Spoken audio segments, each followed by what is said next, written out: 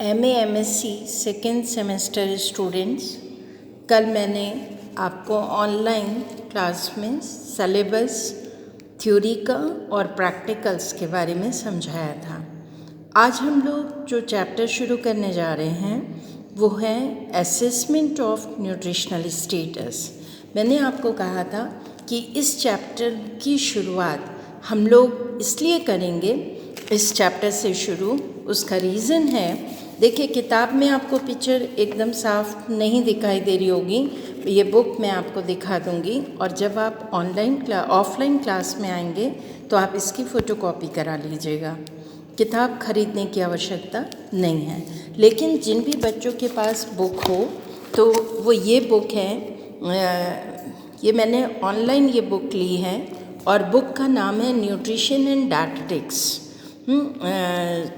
Writer का नाम है शुभांगी ए जोशी, शुभांगी ए जोशी इनका ये बुक है और ये मेरे ख्याल से ये 4th एडिशन है। आपको मार्केट में अवेलेबल है। हिंदी में तो बुक्स नहीं मिलती हैं, पर मैं हिंदी में भी आपको एक किताब दिखा दे रही हूँ जो मैंने परसों ऑफलाइन क्लास में स्टूडेंट्स को दिखाई थी। सामुदायिक पोषण, कम्युनिटी न्यूट्रिशन, ये बुक है उपचारात्मक प्रबंध एवं सामुदायिक पोषण, थेरेपेटिक मैनेजमेंट एंड कम्युनिटी। ये मामा अजीम फातिमा और पल्लवी मिश्रा जी की है। स्टार पब्लिकेशन से इसका पब्लिकेशन हुआ है और मेरे ख्याल से ये वाराणसी में विश्वविद्यालय प्रकाशन या कॉलेज के बाहर भी अवेलेबल हो सकती है। इस बुक में हिंदी में ये चैप्टर दिया है, आप उससे भी पढ़ सकते हैं। अभी हम लोग जो इंग्लिश की शुभांगी जोशी बुक पढ़ने जा रहे हैं उससे आपको अभी पूरा इस कैमरे में दिखाई तो नहीं देगा, लेकिन आप निश्चित रूप से थोड़ा समझ सकते हैं कि चैप्टर क्या है। देखिए, असेसमेंट ऑफ न्यूट्रिशनल स्टेटस, मैंने जो चीज़ बताई थी कि हम लोग जो कुछ भी खाना खाते हैं उसका हमारी बॉडी में डाइजेशन होता है, एब्जॉर्प्शन होता है और मेटाबॉलिज्म होता है। जब वो फूड डाइजेस्ट, एब्जॉर्ब और मेटाबॉलाइज हो जाता है तो बॉडी में एनर्जी देने के लिए या सभी प्रकार के कार्यों को करने के लिए फूड से हमें एनर्जी प्राप्त होती है। और ये प्रत्येक व्यक्ति के शरीर का अगर हम मापन करें या इसकी जो टेक्निक्स हैं उनसे हम मापन करें तो निश्चित रूप से न्यूट्रिशनल स्टेटस को एसेस किया जा सकता है। न्यूट्रिशनल स्टेटस क्यों एसेस किया जाता है, इसकी आवश्यकता क्यों है, मेरे नोट सुन के आप नोट भी कर सकते हैं। Nutritional assessment is essential. क्यों एसेंशियल है? पहली चीज़ तो ये identify the under nourished and over nourished state of an individual और ए कम्युनिटी। कोई भी एक व्यक्ति, एक पर्टिकुलर व्यक्ति या एक कम्युनिटी या एक समुदाय, एक ग्रुप, वो पूरी तरह से अंडर नरिश्ड है यानी कुपोषित है, या सुपोषित है, या वो बहुत ज़्यादा यानी ओवर नरिश्ड है।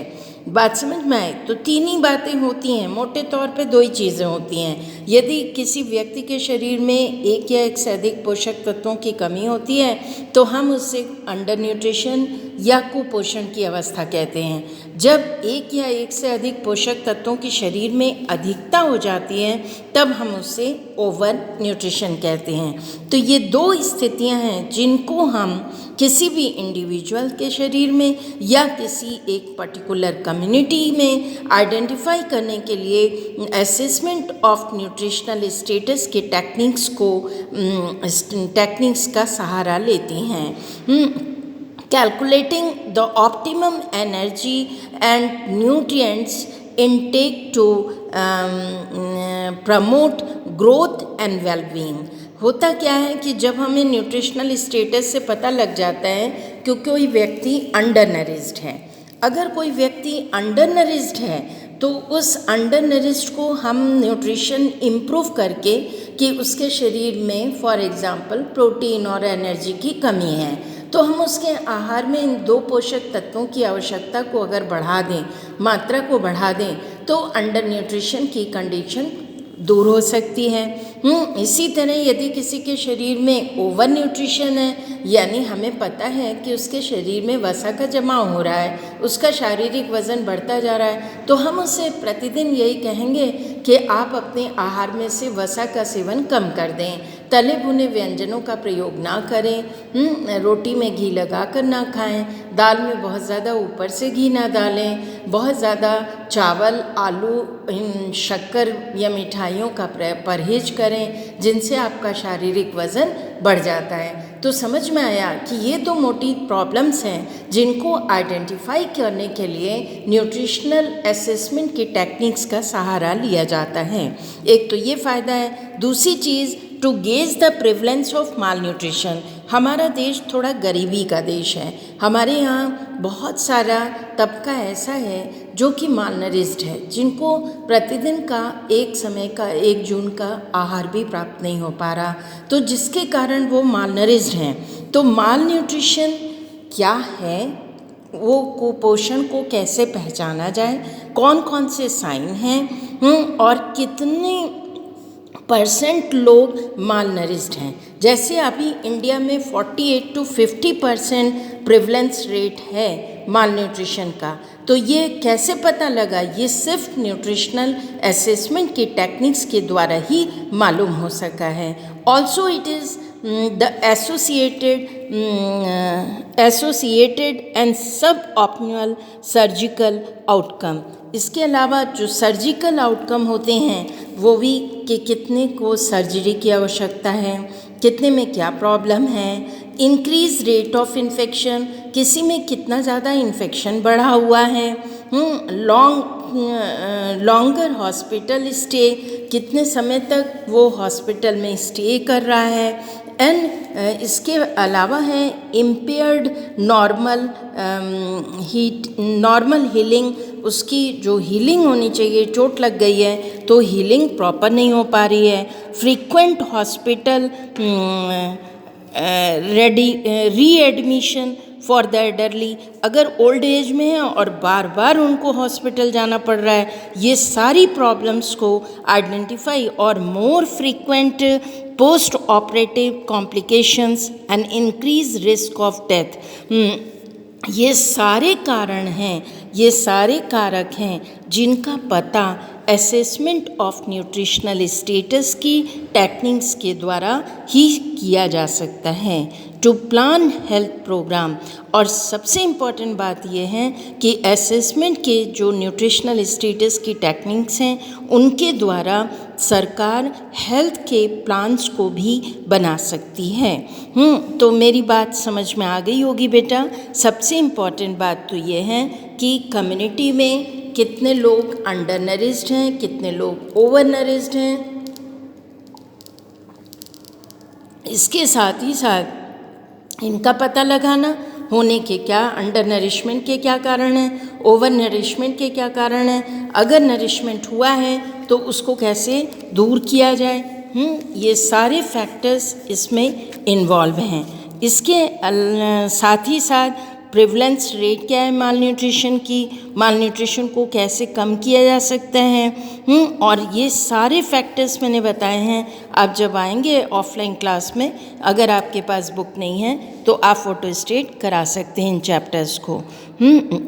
Number of public health problems affect a large population of the world. सबसे इम्पॉर्टेंट बात यह है कि नंबर ऑफ प्रॉब्लम्स है और उनको आइडेंटिफाई करने का ये सबसे बेस्ट तरीका होता है। असेसमेंट की जो टेक्निक्स हैं वो किसी एक इंडिविजुअल व्यक्ति की भी की जा सकती हैं, एक 20-25 लोगों के समूह में भी की जा सकती हैं, और एक 2-3 हज़ार के समूह में भी की जा सकती हैं, लेकिन इनको करने के तरीके होंगे। तो nutritional assessment of a community, there are 3 main aims of nutritional assessment of a community. पहली चीज़, to judge and magnitude the geographical distribution of mall nutrition. पहले तो ये पता लगाना कि कितने एरिया में माल न्यूट्रिशन फैला हुआ है, यानी कहाँ कहाँ पर माल न्यूट्रिशन बहुत ज़्यादा है। अभी मैंने बताया ना कि टोटल इंडिया में 48 to 50% पॉपुलेशन माल नरिश्ड है, तो ये आइडेंटिफाई करने का सबसे बेस्ट तरीका है और इसका उद्देश्य भी है। दूसरा, to know the effect of etiological factors that may directly or indirectly be responsible, और इसके साथ ही साथ वो सारे फैक्टर्स को जो डायरेक्टली और इनडायरेक्टली इफ़ेक्ट करते हैं etiological फैक्टर पे, उसका भी पता लगाना। to suggest corrective measures especially with the participation of affected community, और जो भी प्रॉब्लम्स मिल रही हैं उनको करेक्ट करने के लिए कम्युनिटी का पार्टिसिपेशन, एक्टिव पार्टिसिपेशन बहुत ज़रूरी होता है। अगर कम्युनिटी पार्टिसिपेट नहीं करती तो हम कम्युनिटी से केवल प्रॉब्लम्स ही आइडेंटिफाई कर पाएंगे, उनको इराडिकेट यानी उनको दूर नहीं कर पाएंगे। उनको दूर करने के लिए हमें कम्युनिटी को साथ लेना अत्यंत आवश्यक होगा। Methods of assessment of nutritional status. देखिए, न्यूट्रिशनल स्टेटस को मेज़र करने के दो तरीके होते हैं, एक डायरेक्ट मेथड होते हैं और एक इनडायरेक्ट मेथड होते हैं। जो डायरेक्ट मेथड्स होते हैं वो डायरेक्ट मेथड्स हैं एंथ्रोपोमेट्रिक मेथड, दूसरा है बायोकेमिकल मेथड, तीसरा है क्लिनिकल मेथड और चौथा है डाइटरी प्रोसीजर्स। स्टूडेंट्स, आप और ध्यान से सुनिए। डायरेक्ट मेथड हम उन्हें कहते हैं जब हम किसी व्यक्ति या किसी समूह या किसी समुदाय को हम डायरेक्ट एसेस करते हैं तो वो मेथड डायरेक्ट मेथड कहलाते हैं। उसमें पहला मेथड है एंथ्रोपोमेट्रिक मेथड, दूसरा है बायोकेमिकल मेथड, तीसरा है क्लिनिकल मेथड और चौथा है डाइटरी प्रोसीजर मेथड। अब जो इनडायरेक्ट मेथड्स होते हैं उनके बारे में भी आप थोड़ा जान लीजिए। इनडायरेक्ट मेथड्स में माल न्यूट्रिशन, इनडायरेक्ट वो होते हैं जिनको हम डायरेक्टली एसेस नहीं कर सकते हैं। देखो, ये साफ दिख रहा है किताब में कि डायरेक्ट मेथड्स कौन से होते हैं और indirect method mall nutrition may be manifested as 4 forms of pathology। 4 तरह के साइन मिलते हैं। एक तो अंडर न्यूट्रिशन, चैप्टर में रेफरेंस दिया है किताब में, अंडर न्यूट्रिशन मैंने अभी समझाया, कुपोषण कहते हैं। Specific deficiency, relative lack of, absolute lack of an individual nutrient, मतलब स्पेसिफिक न्यूट्रिशनल कोई प्रॉब्लम है तो उसका पता लगाना किसी व्यक्ति में, ओवर न्यूट्रिशन का पता लगाना, इम्बैलेंस एमॉन्ग एसेंशियल न्यूट्रिएंट्स, जो हमारी बॉडी में essential nutrients protein, fat, carbohydrate, vitamin, minerals हैं, क्या उनका हमारी बॉडी में कोई इम्बैलेंस है? इम्बैलेंस का मतलब संतुलन गड़बड़ा गया है, इसके बारे में पता लगाना ये इनडायरेक्ट मेथड हैं। In the underdeveloped countries, health problems are related to malnutrition, more so due to undernutrition, specific deficiency and imbalance। तो आज स्टूडेंट्स मैंने आपको क्या कारण है, क्यों हम असेसमेंट करते हैं, असेसमेंट करने की आवश्यकता क्यों होती है, असेसमेंट ऑफ ए कम्युनिटी के क्या एम हैं, और methods of assessment of nutritional status.